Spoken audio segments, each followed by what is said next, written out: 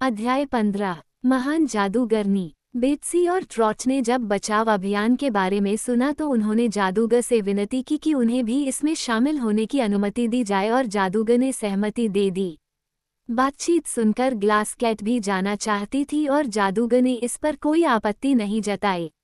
ये कांच की बिल्ली ओज की असली जिज्ञासाओं में से एक थी। इसे डॉक्टर पिप्ट नामक एक चतुर जादूगर ने बनाया और जीवित किया था, जिसे अब जादू करने की अनुमति नहीं थी और वह एमरल्ड सिटी का एक साधारण नागरिक था। बिल्ली पारदर्शी कांच की थी, जिसके माध्यम से कोई भी उसके रूबी दिल की धड़कन और उसके गुलाबी दिमाग को सिर के ऊपर घूमते हुए साफ देख सकता था। कांच की बिल्ली की आंखें पन्ने की थीं, उसकी रोएदार पूंछ कांच की बनी हुई थी और बहुत सुंदर थी। माणिक्य का दिल देखने में सुंदर था, लेकिन कठोर और ठंडा था और कांच की बिल्ली का स्वभाव हमेशा अच्छा नहीं रहता था। वह चूहे पकड़ना पसंद नहीं करती थी, खाना नहीं खाती थी और बहुत आलसी थी। अगर आप इस असाधारण बिल्ली की सुंदरता की तारीफ करते तो वह बहुत मिलनसार होती, क्योंकि उसे हर चीज से ज्यादा प्रशंसा पसंद थी। गुलाबी दिमाग हमेशा काम करता रहता था और उनका मालिक वास्तव में अधिकांश आम बिल्लियों की तुलना में अधिक बुद्धिमान था। अगली सुबह बचाव दल में 3 और लोग शामिल हुए, ठीक उसी समय जब वे अपनी यात्रा पर निकल रहे थे। पहला एक छोटा लड़का था जिसका नाम बटन ब्राइट था, क्योंकि उसका कोई और नाम नहीं था जिसे कोई याद रख सके। वह एक अच्छा, मर्दाना छोटा लड़का था, अच्छे व्यवहार वाला और अच्छा स्वभाव वाला, जिसमें सिर्फ एक ही कमी थी। वह लगातार खो जाता था। निश्चित रूप से बटन ब्राइट जितनी बार खो जाता था उतनी बार मिल भी जाता था, लेकिन जब वह खो जाता था तो उसके दोस्त उसके बारे में चिंतित होने से खुद को नहीं रोक पाते थे। किसी दिन पैचवर्क गर्ल ने भविष्यवाणी की, वह नहीं मिलेगा और वह उसकी आखिरी मौत होगी। लेकिन बटन ब्राइट को इससे कोई चिंता नहीं थी। वह इतना लापरवाह था कि वह खो जाने की आदत को छोड़ नहीं पा रहा था। पार्टी में दूसरा सदस्य बटन ब्राइट की उम्र का एक मंचकिन लड़का था, जिसका नाम ओजो था। उसे अक्सर ओजो द लकी कहा जाता था, क्योंकि वह जहां भी जाता था सौभाग्य उसके साथ चलता था।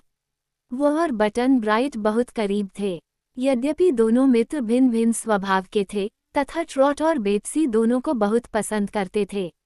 अभियान में शामिल होने वाला तीसरा और आखिरी व्यक्ति एक बहुत बड़ा शेर था, जो ओज़मा का नियमित संरक्षक था और पूरे ओज़ में सबसे महत्वपूर्ण और बुद्धिमान जानवर था। वो खुद को काया शेर कहता था कि हर छोटा खतरा उसे इतना डरा देता था कि उसका दिल उसकी पसलियों से टकराने लगता था। लेकिन जो लोग उसे जानते थे, वे सभी जानते थे कि काया शेर के डर में बहादुरी भी थी और चाहे वह कितना भी डरा हुआ क्यों न हो, वह हर खतरे का सामना करने के लिए साहस जुटाता था। कई बार उसने खतरे के समय डोरोथी और ओज़मा को बचाया था, लेकिन बाद में वह कराहने लगा, कांपने लगा और रोने लगा क्योंकि वह बहुत डर गया था। अगर ओज़मा को मदद की ज़रूरत है, तो मैं उसकी मदद करने जा रहा हूँ, विशाल जानवर ने कहा। साथ ही, मुझे संदेह है कि आप में से बाकी लोगों को यात्रा में मेरी ज़रूरत पड़ सकती है, खास तौर पर ट्रॉट और बेत्सी को, क्योंकि आप देश के खतरनाक हिस्से से गुजर सकते हैं। मैं उस जंगली गिलिकिन देश को अच्छी तरह जानता हूँ। इसके जंगलों में कई खूंखार जानवर रहते हैं। वे खुश थे कि काया शेर उनके साथ आ रहा था और पूरे उत्साह के साथ पूरे दल ने एक जुलूस बनाया और लोगों के जयकारों के बीच एमरल्ड सिटी से बाहर निकल गए, जो उन्हें सफलता और अपने प्रिय शासक के साथ सुरक्षित वापसी की शुभकामनाएं दे रहे थे। उन्होंने ओज़मा और डोरोथी द्वारा अपनाए गए मार्ग से अलग मार्ग अपनाया, क्योंकि वे विनकी देश से होते हुए उत्तर की ओर उगाबू की ओर गए।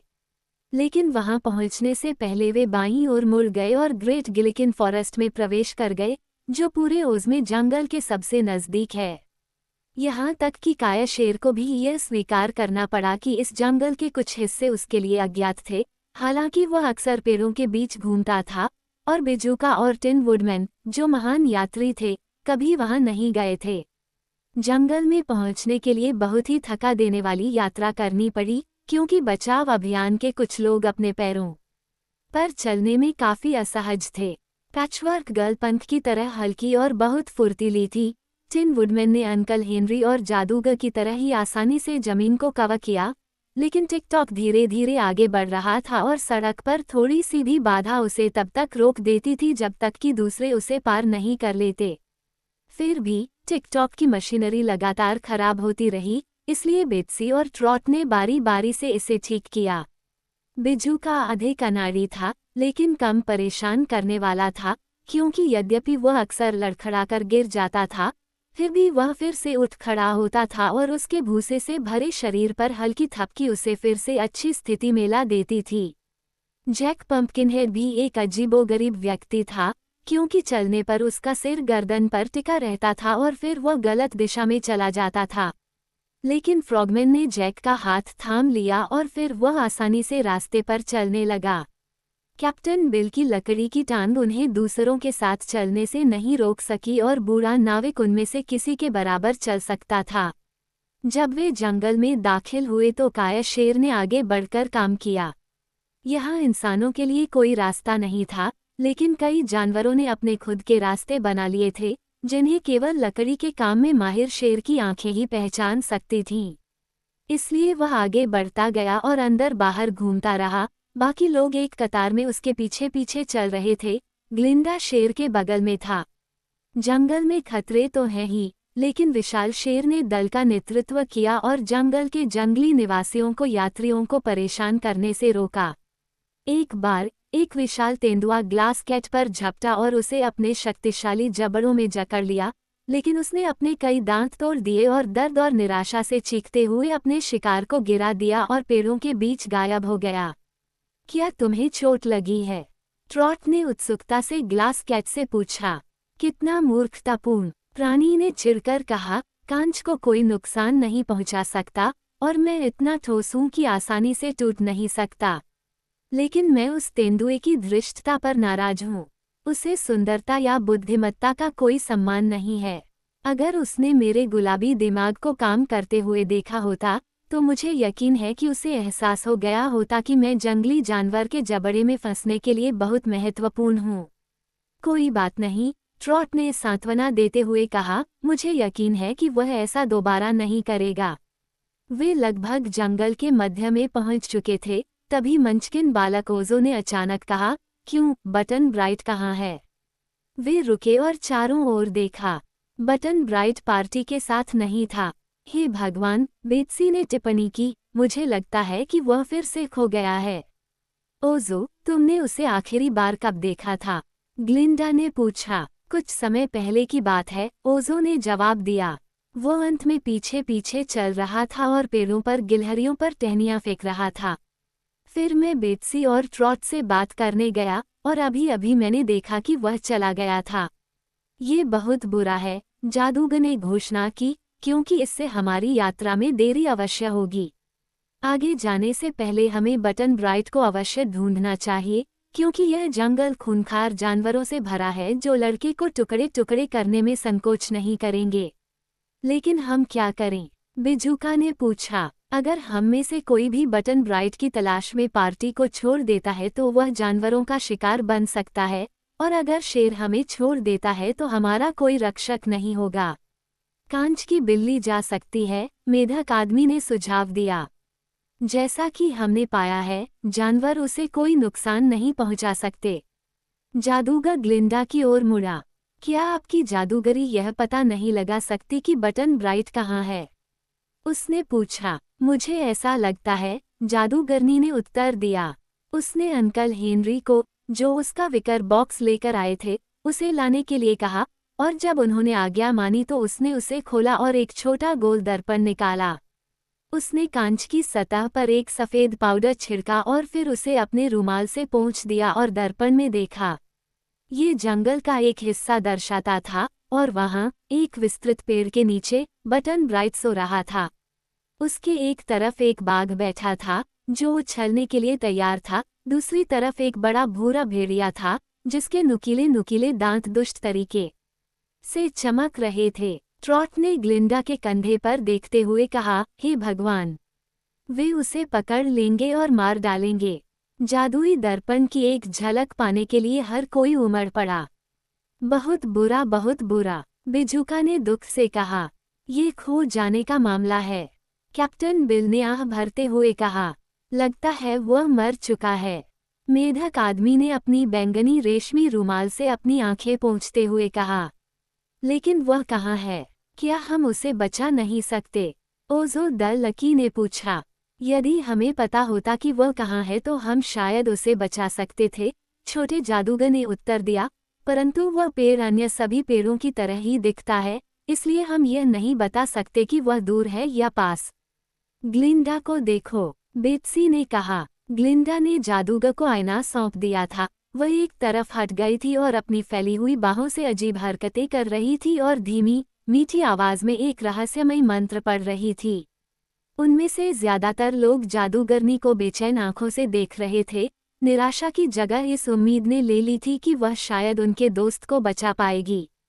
हालांकि जादूगर ने आईने में नजारा देखा, जबकि उसके कंधों के पीछे ट्रॉट, बिजुका और झबरा आदमी झांक रहे थे। उन्होंने जो देखा वह ग्लिंडा की हरकतों से भी ज्यादा अजीब था। बाघ ने सोते हुए लड़के पर झपट्टा मारना शुरू किया, लेकिन अचानक उसकी हिलने डुलने की शक्ति खत्म हो गई और वह जमीन पर लेट गया। भूरा भेड़िया जमीन से अपने पैर उठाने में असमर्थ लग रहा था। उसने पहले एक पैर को खींचा और फिर दूसरे को, और खुद को अजीब तरह से उस जगह पर सीमित पाकर पीछे हटना और गुस्से से गुर्राना शुरू कर दिया। वे भौंकने और गुर्राने की आवाज नहीं सुन सकते थे, लेकिन वे जानवर के खुले मुंह और उसके मोटे होठों को हिलते हुए देख सकते थे। हालांकि बटन ब्राइट भेड़िए से कुछ ही फीट की दूरी पर था। उसने उसके गुस्से की चीखें सुनी, जिसने उसे उसकी शांत नींद से जगा दिया। लड़का उठकर बैठ गया और पहले बाघ को और फिर भेड़िए को देखा। उसके चेहरे से पता चल रहा था कि एक पल के लिए वह काफी डरा हुआ था, लेकिन जल्द ही उसने देखा कि जानवर उसके पास नहीं आ पा रहे थे और इसलिए वह अपने पैरों पर खड़ा हो गया और अपने चेहरे पर शरारती मुस्कान के साथ उत्सुकता से उनकी जांच करने लगा। फिर उसने जानबूझकर बाघ के सिर पर पैर से लात मारी और पेड़ की गिरी हुई टहनी उठाकर भेड़िए के पास गया और उसे अच्छी तरह से पीटा। दोनों जानवर इस व्यवहार से क्रोधित तो हुए, लेकिन वे इसका विरोध नहीं कर सके। बटन ब्राइट ने अब छड़ी नीचे फेंक दी और अपने हाथों को जेबों में डालकर लापरवाही से दूर चला गया। अब ग्लिंडा ने कहा, ग्लास कैट को दौड़कर उसे खोजने दो। वो उसी दिशा में है, रास्ता दिखाते हुए, लेकिन कितनी दूर है यह मैं नहीं जानता। जल्दी करो और जितनी जल्दी हो सके उसे हमारे पास वापस ले आओ। कांच की बिल्ली ने सभी के आदेशों का पालन नहीं किया, लेकिन वह वास्तव में महान जादूगरनी से डरती थी, इसलिए जैसे ही शब्द बोले गए, क्रिस्टल जानवर दूर भाग गया और जल्दी ही दृष्टि से ओझल हो गया। जादूगर ने आईना ग्लिंडा को वापस दे दिया, क्योंकि अब शीशे से जंगल का दृश्य फीका पड़ चुका था। फिर जो लोग आराम करना चाहते थे वे बटन ब्राइट के आने का इंतजार करने बैठ गए। कुछ ही देर में हाई पेड़ों के बीच से प्रकट हुआ और अपने दोस्तों के साथ वापस आकर उसने चिड़चिड़े स्वर में कहा, उस ग्लास कैट को मुझे खोजने के लिए दोबारा मत भेजना। वो बहुत असभ्य थी और अगर हम सभी को ये पता न होता कि उसमें कोई शिष्टाचार नहीं है, तो मैं कहता कि उसने मेरा अपमान किया है। ग्लिंडा ने लड़के की ओर सख्ती से देखा। तुमने हम सभी को बहुत परेशान किया है, उसने कहा। केवल मेरे जादू ने तुम्हें विनाश से बचाया है। मैं तुम्हें फिर से खो जाने से मना करती हूँ। बेशक, उसने जवाब दिया। अगर मैं फिर से खो गया तो यह मेरी गलती नहीं होगी, लेकिन इस बार यह मेरी गलती नहीं थी।